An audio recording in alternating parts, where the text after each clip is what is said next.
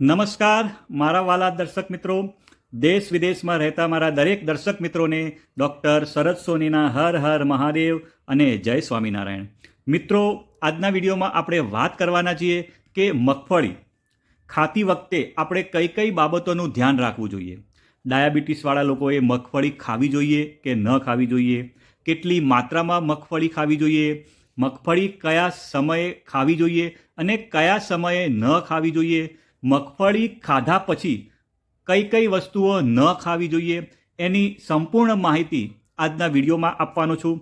તો મિત્રો, એક પણ મિનિટની વાર કર્યા વગર આપણે આ રસપ્રદ વિડીયોની શરૂઆત કરીએ અને મગફળી વિશે આપણે વિસ્તૃતમાં જાણીએ. મિત્રો, પહેલાં આપણે એ જાણીએ કે મગફળી ખાવાથી કયા કયા ફાયદા થાય છે અને મગફળીની અંદર કયા કયા પોષક તત્વો રહેલા હોય છે.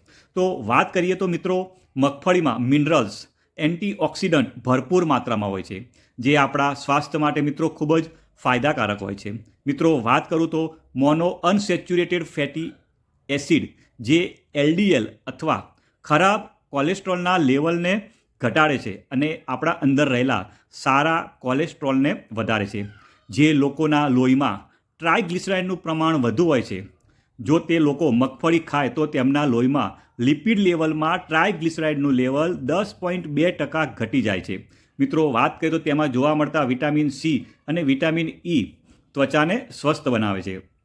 મિત્રો, વાત કરીએ તો મગફળીમાં પ્રોટીન, ચરબી અને ખાંડ હોય છે. જે લોકો ઈંડા નથી ખાતા તેમના માટે મગફળી એક સારો વિકલ્પ છે. મિત્રો, મગફળીમાં ભરપૂર માત્રામાં પ્રોટીન જોવા મળે છે. મિત્રો, મગફળીનું પ્રોટીન દૂધ જેવું જ હોય છે, એની મુલાયમતા ઘી જેવી હોય છે. મિત્રો, મગફળી ખાવાથી શરીરમાં દૂધ, બદામ અને ઘી જેટલી શક્તિ મળે છે. વાળને અકાળે સફેદ થતાં રોકવા માટે મગફળીનું સેવન કરવું મિત્રો ફાયદાકારક છે. મિત્રો, મગફળીમાં રહેલા એન્ટીઓક્સિડન્ટ વાળને અકાળે સફેદ થતાં તથા ડ્રાય થવાથી બચાવવાનું કામ કરે છે. મિત્રો, હવે વાત કરું તો મગફળી ખાવાનો બેસ્ટ સમય. મિત્રો, મગફળી ખાવાનો યોગ્ય સમય સવાર કે બપોરનો જ હોવો જોઈએ. મગફળી સાંજે પણ ખાઈ શકાય છે, પરંતુ મિત્રો, મગફળી રાત્રે સૂતા પહેલાં અથવા તો ડિનર પહેલાં ન ખાવી જોઈએ. મિત્રો, જો તમે એ ટાઈમે જો મગફળી ખાઓ છો તો તેનાથી તમને ગેસ, કબજિયાત, પેટનું ફૂલવું અથવા અપચો જેવી સમસ્યા પણ મિત્રો થઈ શકે છે. મિત્રો, વાત કરીએ તો દિવસમાં કેટલી વાર મગફળી ખાવી જોઈએ. મિત્રો, અત્યારની વાત કરું તો અત્યારે શિયાળાની સિઝન છે, તો મિત્રો લોકો અત્યારે શિયાળામાં તડકામાં બેસીને અથવા ઘણા લોકો મુસાફરી કરતી વખતે પણ મિત્રો મગફળી ખાય છે. મિત્રો, તેથી જ તેને ટાઈમ પાસ પણ ઘણા લોકો કહે છે. મિત્રો, દિવસમાં આપણે એક દિવસમાં એક મુઠ્ઠીભર જ મગફળીનું સેવન કરી શકાય, તેનાથી વધારે સેવન કરવું નહીં. મિત્રો, હવે વાત કરીએ તો મગફળી ખાધા બાદ શું ન ખાવું જોઈએ.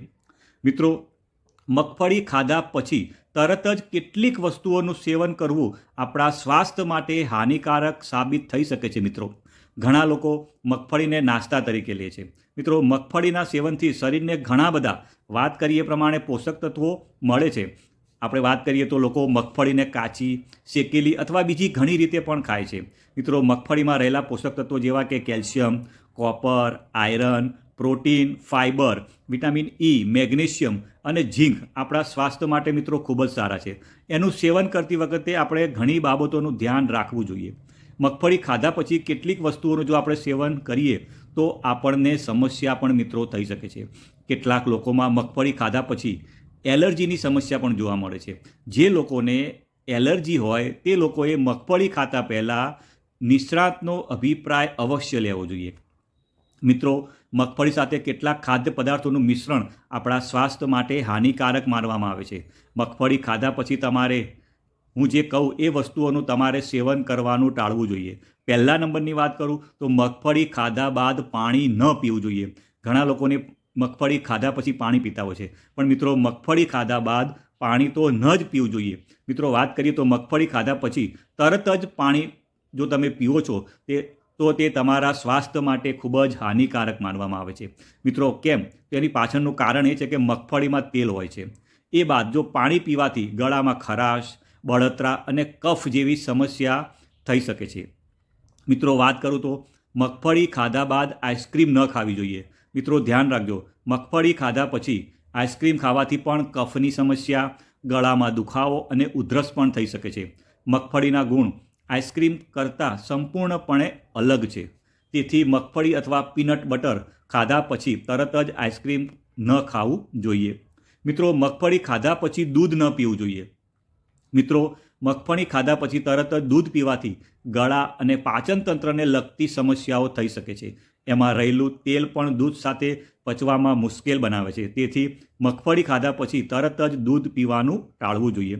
મિત્રો, વાત કરીએ તો મગફળી ખાધા પછી ખાટા ફળોનું સેવન ન કરવું જોઈએ.